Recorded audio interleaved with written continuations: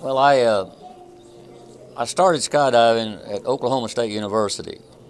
I had graduated from Northeastern State University in Tahlequah, which is my hometown, and I got out of the Army in January 1958. I was in the Airborne. I was in 11th Airborne Division. Spent 2 years in Germany with the 11th Airborne Division. Got out and I had a year of college before I joined the Army, and I got out and I left in January of '55 to join the Army. I got discharged 3 years later and picked up just exactly where I left off. And then I went to graduate school at Oklahoma State University, and I discovered they had a skydiving club. And I'd always had it in the back of my mind I'd like to make parachute jump again. And anyhow, I went to the club, joined the club, and I basically wound up running the club. And it was sponsored by the Army ROTC unit there on campus. Had a lot of gear and the whole bit. And I was actually training and jump mastering students while I was still on static line.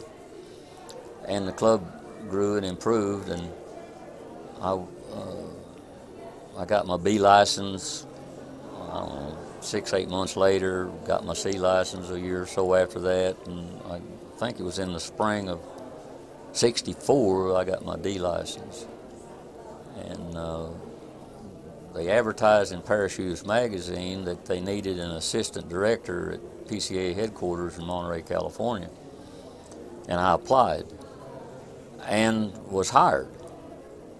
So when school was out, I was working on my doctorate, and but I'd been there 3.5 years, and I was pretty exhausted, and basically had run out of money. But it was becoming a very physical and mental strain on me, and I said I need a break. And my original intent was to go to California, work a couple of years, and return and finish. So I went to California at Monterey, and I hired in as assistant director for a man that had resigned and was leaving to go to college. I'd been there about 5 or 6 weeks, and they fired my boss, the executive director, whose name was George Jividan, and I was installed in his place as acting executive director. And then I really found out about the organization, because up until that time I had been relegated to issuing licenses and doing some technical stuff, and the other part of it was left up to the executive director. And unfortunately I was not privy to some of the things that were wrong with the organization at the time. We come in after the executive board fired him. I was installed in his place, and we had an audit, and the audit showed that Parachute Club of America was bankrupt. We had something like $12,000 in assets and something like $35,000 in debt. And I released some of the employees in the office, including the editor of the magazine and some secretarial help, and it left me and 4 girls in the office. And through various things that we did, implemented, and our membership at the time was just a little over 4,000. And that was in July of '64. In May, at the end of May, when we had our monthly audit, PCA was in the black. And things just took off from there. And I served as executive director until November of 1975. I was there a little over 11 years. And at that time, we had 23,000 members, and we were very much financially secure. And I think my major contribution to the sport and to the is putting the organization on its feet. And I can go on for hours, I guess, about little things here and there and so on and so forth. And that and I became the backup as a delegate to the FAI CIP delegate, who was Chuck McCrone. And I went to Paris, France to these meetings every year with Chuck. He was the U.S. representative. I was simply his backup, just in case, so we had some continuity. And the second year that I was there, Chuck was elected president, so I automatically became the U.S. representative. And between Chuck and McCrone and I, we was able to align all the Western countries. Up until that time, it was the Soviet bloc against all the other countries. And the Soviet bloc voted as a bloc. I mean, if the Soviets wanted this, all the communist bloc nations went along with it. And the Western countries sometimes went with them, sometimes they didn't. They was kind of disorganized. And between Chuck McCrone and myself, we was able to coalesce around us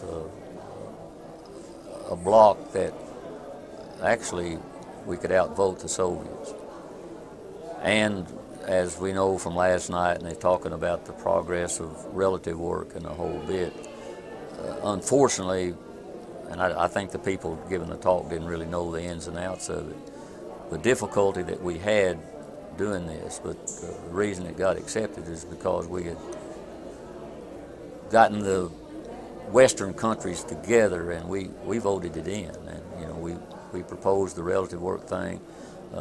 I proposed that the exhibition team go to Bled, Yugoslavia in 1970. It was accepted by the FAI, and it took a lot of arm twisting and barroom conversations and a whole bit, and the Soviets were, and the bloc was totally against it. And now I don't know whether they was totally against it or not, but they voted against it. So, and anyhow, that came about, and when that happened, and that was a huge success. And then the next thing you know, we going to start being part of the World Championships, and they decided, in a very conservative approach to it, that we'll have a World Cup, and then we'll go judge from there. And so we held the first World Cup of relative work at Fort Bragg, North Carolina in the summer of '73. And I can't remember off the top of my head exactly how many countries participated, but and of course that was 4-man and 10-man. And it was a huge success thanks to the support of the 82nd Airborne Division Parachute Club, and it went off without a hitch, and that started it on that particular. So I'm kind of proud of that. I'm not solely responsible for it because Chuck McCrone's got to take a tremendous amount. He was a great diplomat in being president, and basically what happened, we've talked about it among ourselves, we played good cop, bad cop, and he's a good cop, I was a bad cop, but very successful. And then successful in the other thing is that the World Championships that we had in 1972 in Tellico, Oklahoma, which is my hometown, was a huge success. It's the first, and I believe even to this day, the only World Championships that ever jump schedule was made. All the other World Championships was rained out or winded out or weathered out in some respect. And up until that time, I'm the only man in the history of parachuting to have been meet director at 11 national championships and 2 world championships. Well, it's a sport in which an individual can excel, but it's also and anymore, the individual events are sort of dying out, style and accuracy. And I hate that, because this is one thing that everything you do is you. I mean, it's not a team sport. Now, I'm not taking anything from team sports, because you have got to do your particular job to make the entire team work. I mean, it's a team, and it doesn't make any difference whether it's football or it's basketball or what have you, or baseball. If you don't do your part, you know, on a hit and run play or a stolen base or whatever you want to do in baseball, or a trick play in football or so on. So that is something, but you add the added element of being in free fall. And so, well, I know that when I was training a lot of students, and of course, you know, back in those days, the first jumps on static line and the whole bit. The only thing I would say is that you have to want to do this. If you're out here to prove that you're not afraid, or that you know, or you're going to show somebody that you can do this, I said, you're here for the wrong reason. You've got to want to do this.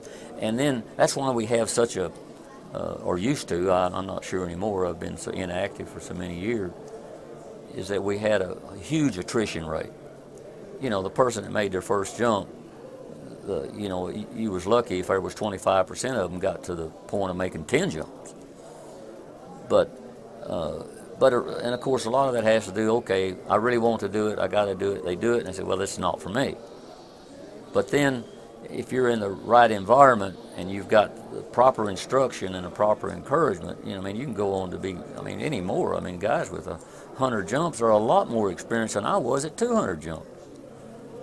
And the equipment has made it safer in a lot of ways. I mean, I started jumping you know, modified military parachutes. Everything was, you know, military. And it was real, you know, the landings we made, you know, lucky to survive some of them in the whole bit. But it's a sense of an achievement that I don't think of. I never did play organized sports. When I was in high school and college, I was too small. I wanted to play football so bad I could stand it, you know. But I found something that I could excel in, and every jump has its own story, and anybody that you bring in here to talk about that is going to tell you basically the same thing. You know, you look in your logbook, and I said, man, 100. I said, what did they do? Well, I made a dead center on this particular jump.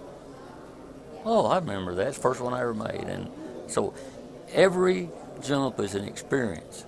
Every jump is an experience, but you know, I don't know. I think first place you've got to have the desire to do it, and you're only going to find out if that desire is well placed or not until you do it. And then it's up to you, and perhaps some encouragement. You know, I've never discouraged anybody to do not jump, but I just want them to make sure that they're doing it for the right reason. Because I can assure you that you're not going to have a good jump student if Joe goes out here because his girlfriend Mary thinks it's a cool thing to do, and he's showing out in front of her. Now, I'm not saying that's going to happen in every instance, but I bet you that it's going to happen most of the time.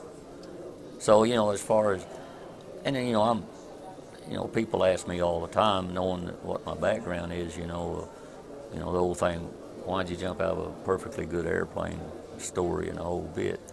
And I usually give them some off the wall, you know, because they don't really want to know. I mean, they don't understand it, and I just say, well, it's a great thrill.